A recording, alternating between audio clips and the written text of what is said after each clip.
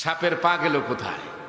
আপনি দেখবেন যারা শয়তান দেখেছেন, কেউ শয়তানকে দেখেন নাই, অনুভব করেছেন। এই শয়তান কিন্তু জমিনে পা রাখতে পারে না, শয়তানের পাটা উল্টা। ও জমিন থেকে কমপক্ষে 1 ফুট উঁচা দিয়ে হাঁটাচাড়া করে। কেন? পা উল্টা কেন? হযরত আদম আলাইহিস সালামকে প্রথম সহযোগিতা করলো ময়ূর। ময়ূর কিন্তু আসলে পাখি না, ওইটা একটা ফেরেশতা। আমি বলেছিলাম একটা ফেরেশতাকে আল্লাহ ময়ূর বানায় রেখেছেন, একটা সাপ ফেরেশতাকে সাপ বানায় রেখেছেন। যেমন যারা হজে যায় আসওয়াদ পাথর চুমা দেই কাবাতে, এটা আসলে কোনো পাথর নয়। তাফসিরে সহিহ নূহের ভিতরে আল্লামা ইমাম আহমদ রহমতুল্লাহ আলাইহি লেখেন, আল্লাহ তাআলা আসওয়াদ নামক একটা ফেরেশতাকে ওইখানে পাথর বানায় কাবাতে সেট করে দিয়েছেন। এটা একটা ফেরেশতা, যারা কিয়ামত পর্যন্ত কাবা তোয়াফ করে চুম্বন করবে, সাথে সাথে ওই আসওয়াদ পাথরে তার নামটা লেখা হয়ে যায়, লিস্ট হয়ে যায়। কিয়ামতের ময়দানে আসওয়াদ পাথরকে আল্লাহ ফেরেশতা বানাইবে, সে সারা শরীরের ভেতরে ওই লিস্টের কাগজ থাকবে যারা তাকে চুম্বন করেছে। এটা আল্লাহ ঘোষণা করে করে তাদের জন্য জান্নাত ঘোষণা করবেন। বিভিন্ন সময় আল্লাহ পাক রব্বুল আলামিন বিভিন্ন ফেরেশতাকে আল্লাহ বিভিন্ন আকৃতি করে রেখেছেন আল্লাহর হুকুমে। তো ময়ূর ফেরেশতাকে ময়ূর বানাইছেন, যেহেতু ময়ূর পায়ে হেঁটে ইবলিসকে প্রথম সহযোগিতা করল। ময়ূর সবচেয়ে সৃষ্টি সুন্দর একটা প্রাণী, যেহেতু সহযোগিতা করল। ময়ূরের একটা অহংকার তাকাব্বুরি ছিল। ময়ূর দেখবেন যখন সে ড্যান্স দেয়, ময়ূরে পাখা যখন মেলা, তখন সে মনে করে, কিতাবে লেখছে মেশকাতে, সে মনে করে তার চাই সৃষ্টির সৌন্দর্য পৃথিবীর আর কেউ না, এটা সে মনে করে থাকে। যখন এগুলো দেখার পর পায়ের দিক তাকায়, তখন সে ড্যান্স বন্ধ করে দেয় আর নাচানাচি করে না। তার কারণ হলো তখন এই দিক তাকায় সে লজ্জা পায়, সে কুৎসিত কালো। কিসের জন্য আল্লাহ বললেন, তোর চেহারার দিক তাকায় তুই নিজেই নিজের প্রতি ভৎসনা করবি, তুই ইবলিসকে সহযোগিতা করলি, এই জন্য তোর সৌন্দর্য কেড়ে নিয়ে আমি তোর পাকে কালো করে দিলাম। সাপের 4টি পা গেল কোথায়? সাপ যখন ইবলিসকে মুখে ঢুকালো, সাপের জবান থেকে মেশকো জাফরানের মতো ঘ্রাণ বাহির হতো। আল্লাহ ওইভাবে সৃষ্টি করেছিলেন। আমি বলেছিলাম এখন যেমন গলার চেন হীরার হার আমরা গলায় দিই পুরুষরা, যদি সাপে অন্যায় না করতো, ইবলিসকে সহযোগিতা না করতো, তাহলে এখন সম্ভ্রান্ত ফ্যামিলির ওই রকম রাজকীয় পরিবারের লোকজন করতো কি, চেন না দিয়া সাপ গলায় ঝোলায় রাখত। কিন্তু আল্লাহ করলেন কি, ইবলিসকে মুখে ঢুকাইছেন সাপ, যার জন্য ওই সুঘ্রাণটা বাহির করে আল্লাহ ওর ভিতরে বিষ ঢুকাই দিলেন। আর পা 4টে কেড়ে নিলেন, যে তোর কিয়ামত পর্যন্ত তোর শাস্তি হলো তুই পা দিয়ে আর চলতে পারবি না, তুই বুক দিয়ে চলবি, তুই বুক দিয়ে চলবি। তোর পা কিয়ামতের ময়দানে আমি আল্লাহ রাব্বুল আলামিন আবার তোর পা দিব তোকে জাহান্নামে যাওয়ার জন্য, যেহেতু তুই ইবলিসকে সহযোগিতা করেছিলি। অতএব ইবলিসকে বলল আল্লাহ, যে তুই আমার 2টি ফেরেশতাকে শাস্তির জন্য প্রস্তুত করলি, ময়ূর আর সাপকে, সেই জন্য তুইও এই জমিনে কোনোদিন পা রাখতে পারবি না, যার জন্য আমি তোর পা উল্টা করে দিলাম। জমিনে তুই পা রাখলেই তোর শরীরে আগুন ধরে যাবে, যার জন্য ইবলিসের পাটা আল্লাহ পাক রব্বুল আলামিন কেড়ে নিলেন।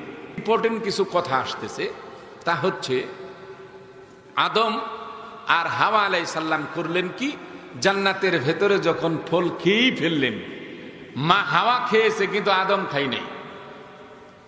প্রথম মা হাওয়া আলাইহিস সালাম একটা ফল খাইলো, ফলটা খাওয়ার পরে শরীরটা ঘেমে গেল। আমি বলেছিলাম ওযু কেমনে করে, কিসের জন্য মনে আছে? ওযু আসলো কোত্থেকে? এখন আদম আর হাওয়া শরীর থেকে জান্নাতি পোশাক খুলে গেল, উলঙ্গ হয়ে গেল।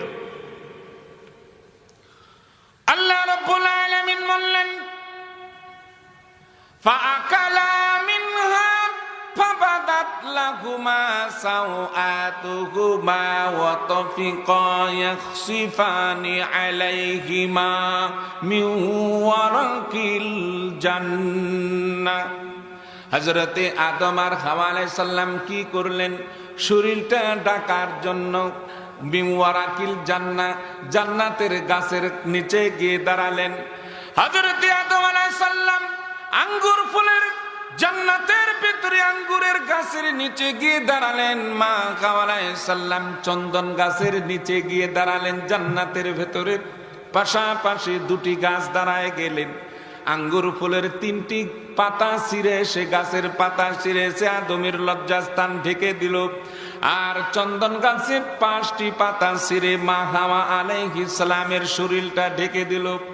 যার জন্য আল্লাহ রাব্বুল আলামিন সেখান থেকে বিধান করে দিলেন, পুরুষ ইন্তেকাল করলে 3 টুকরা কাপড় দিয়ে তাকে কাফন পরানো হবে, আর মহিলা ইন্তেকাল করলে তাকে 5 টুকরা কাপড় দিয়ে কাফন পরানো আল্লাহ মুস্তাব করে দিলে। বিধান হয়ে গেল।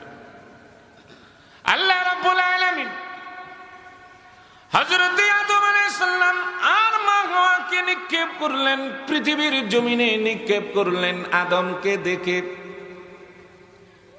সমস্ত পৃথিবীর জীব জানোয়ার সহ কেউ আদমের কাছে আসে না।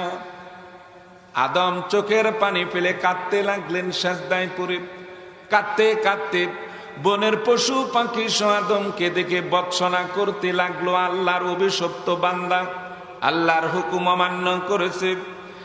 এবার আস্তে আস্তে হযরত আদম আলাইহিস সালামের শরীরের কাছে গিয়া একটা হরিণ গিয়ে দাঁড়ায় গেল। এই হরিণটা দাঁড়ায় যাওয়ার পরে আল্লাহ হরিণের জবান চালু করে দিলেন।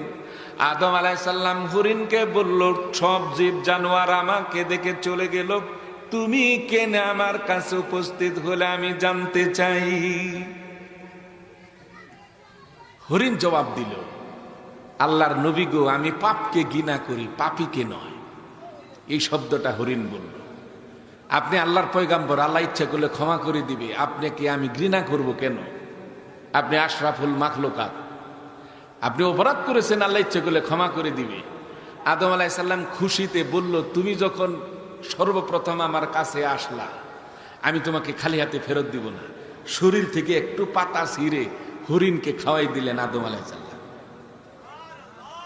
পাতাটা কিসের পাতা? জান্নাতের। যখন খাওয়াই দিলেন, এই পাতার বরকতে হরিণের শরীরের ভেতর এমন একটা সুঘ্রাণ সৃষ্টি হইল, হরিণ যেখানে যায় সমস্ত জীব জানোয়ার হরিণের পিছে ছুটেছে। মানে হরিণ ভাবতেছে যে আমাকে তো মেরে ফেলবে, আমি আদমের কাছে কেন গেলাম? যার জন্য আপনার হরিণ সবচেয়ে লাফাইতে পারে বেশি, কারণ একটাই, হরিণ আগে লাফাইতে পারতো না। তখন হরিণ যখন পলানোর জন্য লাফ দিচ্ছে, পিছনে পিছনে সব জীব জানোয়ার হরিণের পিছে ছুটছে। এক পর্যায়ে সমস্ত জীব জানোয়ার ঘেরাও করে ফেললো হরিণকে জঙ্গলের ভিতরে।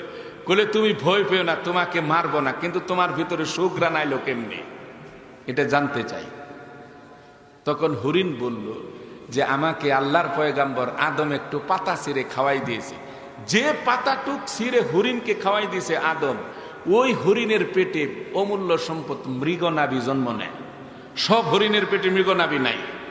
ওই জাতের যত হরিণ কিয়ামত পর্যন্ত আসবে, ওদের পেটে মৃগনাভি হবে। এই অমূল্য সম্পদ, মহা ঔষধ, সব হরিণের পেটে নেই। পরে সব জীব জানোয়ার আদমের কাছে গিয়ে বললো, আমাদের একটু পাতা দেন, আমরা ভুল করেছি, আর কাউকে দেই নাই। আদম আলাইহিস সালাম